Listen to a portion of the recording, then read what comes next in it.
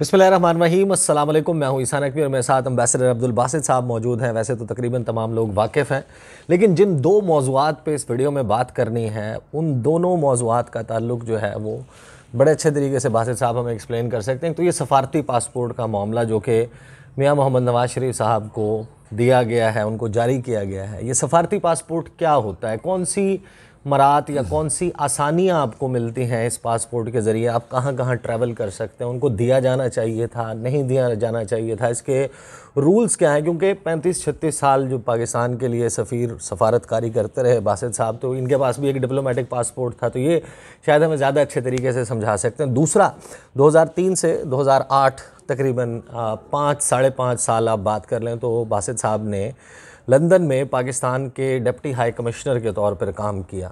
London आपको पता है कि वो स्टेशन है जो आजकल पाकिस्तान की सियासत में बड़ा किरदार अदा कर रहा है, और एक बड़ी खलबली मची, एक कैरेक्टर तस्नीम हैदर शाह, उनकी तरफ से इल्ज़ामात लगाए गए कि अरशद शरीफ साहब के कत्ल के लिए, उनको मारने के लिए और इमरान खान पर हमले के लिए शूटर्स मांगे गए थे, और बराह रास्त इल्ज़ामात जो लगाए गए ये कितने सीरियस हो सकते हैं, स्कॉटलैंड यार्ड कैसे ऑपरेट करता है। ज़ाहिर है कि बासित साहब ने जो वक्त वहाँ पर गुजारा उसके सिस्टम को बड़े बेहतर तरीके से समझते हैं, कौन से मुमकिन सवालात सामने आएंगे, क्या परेशानी हो सकती है, नहीं हो सकती, इन तमाम मामलात पे बासित साहब से बात करेंगे। अस्सलाम वालेकुम बासित साहब। Thank you so much sir.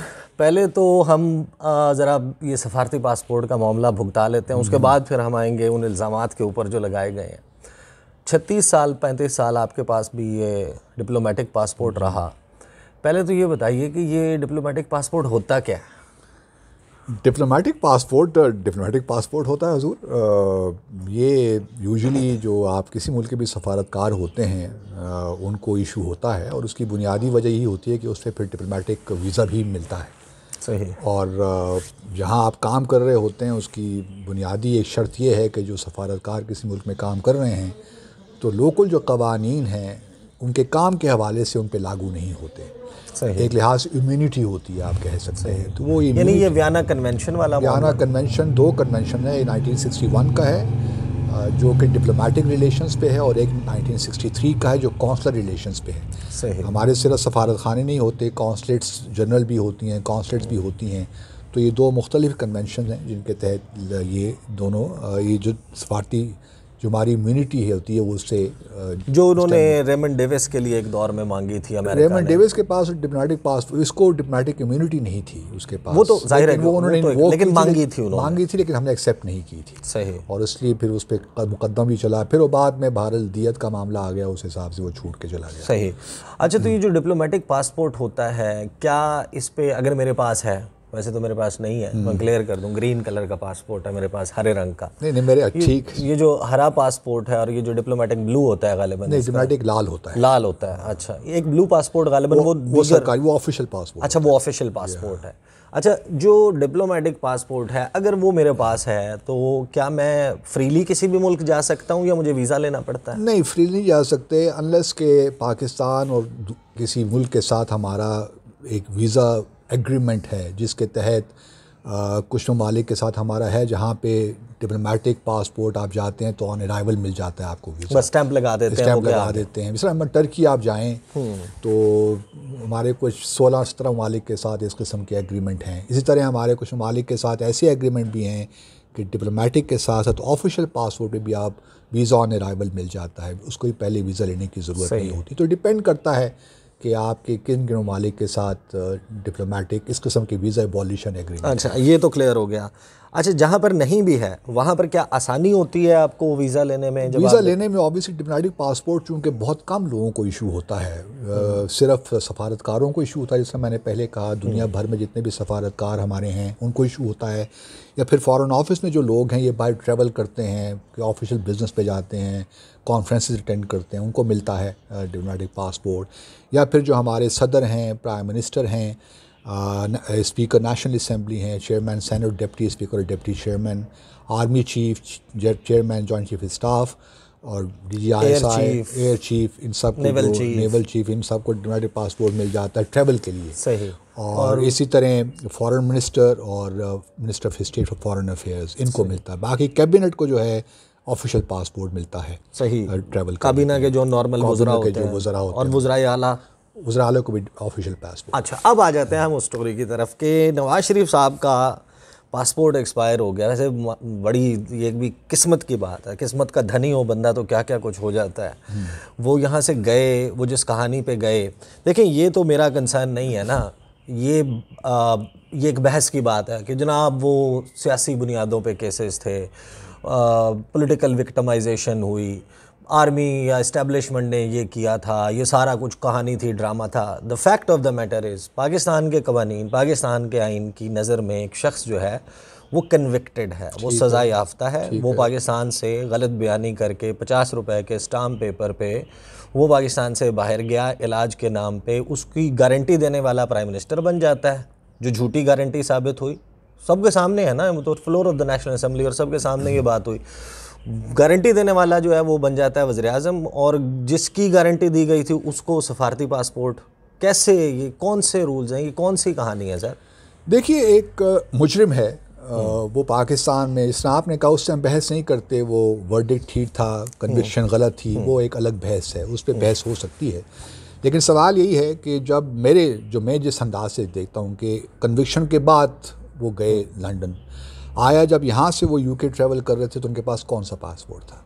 Did he travel on one page document? वो पॉसिबल नहीं है।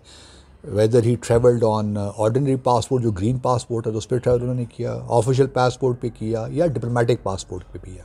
जहाँ तक मेरी इन्फॉर्मेशन है, उन्होंने पाकिस्तान का सफ़र लंदन तक का जो है वो डिप्लोमेटिक पासपोर्ट पे किया उनसे। अच्छा, खान साहब के दौरे हुकूमत में? खान साहब के दौरे हुकूमत में वो डिप्लोमेटिक पासपोर्ट पे ही गए। अब अगर पर्पज़ उनका जो डिप्लोमेटिक पासपोर्ट एक्सपायर हो गया, अब अगर आपने उनको पाकिस्तान लाना था तो फिर उसकी दो सूरत हाल हो सकती थी ना। या तो आप ये कहते कि जी हम इनको नया पासपोर्ट इशू करके नहीं देते, क्योंकि पाकिस्तान में रिक्वायर्ड है, इन्होंने पाकिस्तान आना है, तो हम इनको one page document, travel document, out पास, हाँ वो हम ट्रैवल डॉक्यूमेंट जो है वो इमरजेंसी पासपोर्ट भी कहते हैं उसे। पासपोर्ट तो एक पेज शीट होती है, एक पेज इमिग्रेशन की रिक्वायरमेंट पूरी कर देता है। और ज़रा वो पाकिस्तानियों को इशू होता है यूजुअली, जो बाहर कोई हम रिपेट्रिएट कर रहे हैं, डिपोर्ट कर रहे हैं किसी को, तो उनको हम इशू कर देते हैं, और that is valid only for travel to Pakistan. सही, वो तो आप वो इशू कर देते, वो भी ठीक था। दूसरा, अगर उनके पास चूँकि साबिक़ वज़ीर आज़म भी हैं तो कानून के एतबार से उनको वो मतलब ही is entitled to have a diplomatic passport. ये हो सकता था कि आप डिप्लोमेटिक पासपोर्ट इशू करके उस पर भी एक स्टाम्प लग सकती थी कि only valid for travel to Pakistan, ये भी हो सकता था। अच्छा, लेकिन बहरहाल उन्होंने मेरे ख्याल में उनको एक नॉर्मल डिप्लोमेटिक पासपोर्ट ही दिया है। वो अब आप समझ सकते हैं, मतलब चूँकि उनकी अपनी हुकूमत है, तो अब और क्या हो सकता है, इसके अलावा क्या तवक्को रखते हैं? वो कहते हैं कि वो जो भाई SHO लगा हुआ है, SHO इलाके का मालिक होता है, वो जय गुचावे ढक खड़ावे, जय ये तमसीलें तो आप दे रहे हैं, मैं नहीं दे रहा। मैं तो सिर्फ इतनी बात कर रहा हूँ कि फैसला हुकूमत ने कर लिया। SHO की मर्जी है ना, स्टेशन हाउस ऑफिसर है, उसमें जो करना है वो उसका मालिक है। आप बेहतर समझते हैं कि क्या नहीं। अच्छा, ये फाइनल इस ज़मीन में जो है वो सवाल कि नवाज शरीफ साहब छुट्टियां मनाने के लिए वो यूरोप के टूर के ऊपर हैं, सिसिलियन वो क्या था वो, चलें उस पर नहीं जाते, वो इटली के उस इलाके में भी सुना है कि वहाँ पे भी किसी के पास गए हैं। अच्छा, और मुख्तलिफ जगहों पे उन्होंने जाना है, तो उनके साथ तो हमारे नहीं है एग्रीमेंट्स, वीज़ा लिया यूरोपियन यूनियन के साथ मेरे ख्याल में किसी मुल्क, शायद ग्रीस के साथ, टर्की के साथ मुझे याद पड़ता है, और शायद बल्गारिया के साथ भी हो। लेकिन जो ममालिक आप कह रहे हैं उनके साथ हमारा ये मुआहदा नहीं है कि आपको ऑन अराइवल वीज़ा मिलेगा। एग्रीमेंट हमारा। तो यानी मेरे जैसा बंदा, अगर मैं बरतानिया में मौजूद हूँ कभी किस्मत से, और मुझे शेंजन वीज़ा चाहिए हो, तो मुझे तो आना पड़ेगा पाकिस्तान अप्लाई करने के लिए।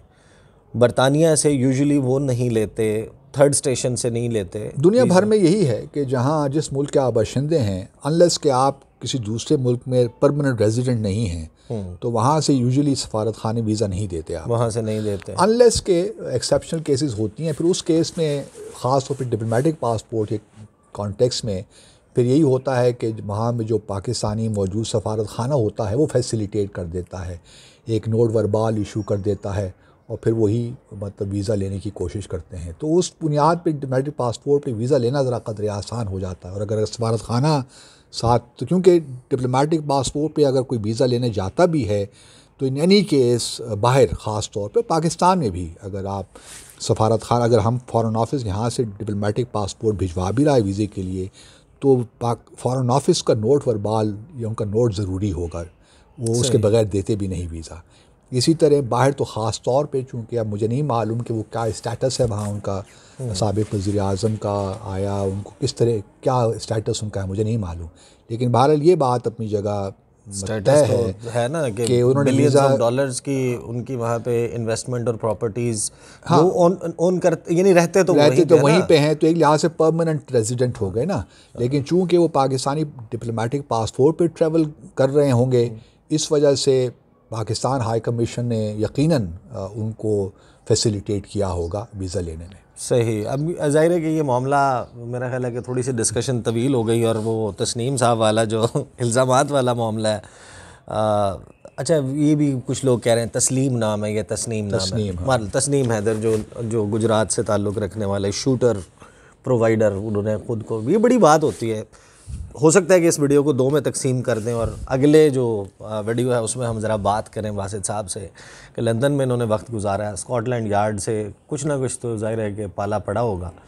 ख़ास तौर पे जो बेनज़ीर भुट्टो साहिबा की असैसिनेशन थी, उसके बाद एक टीम जो है वो स्कॉटलैंड यार्ड से बुलवाई गई उन तहकीकात के लिए। तो ये स्कॉटलैंड यार्ड और पंजाब पुलिस का फ़र्क जो है ना, वो ज़रा बासित साहब ने दोनों पुलिस देखी हुई है, पाकिस्तान में भी पंजाब पुलिस और हमारी पाकिस्तान की पुलिस कैसे ऑपरेट करती है, इन्फ्लुएंस हो जाती है नहीं होती, वो सारे लोगों को मालूम है। लेकिन इसके इस पहलू के ऊपर बात करते हैं ज़रा बासित साहब से।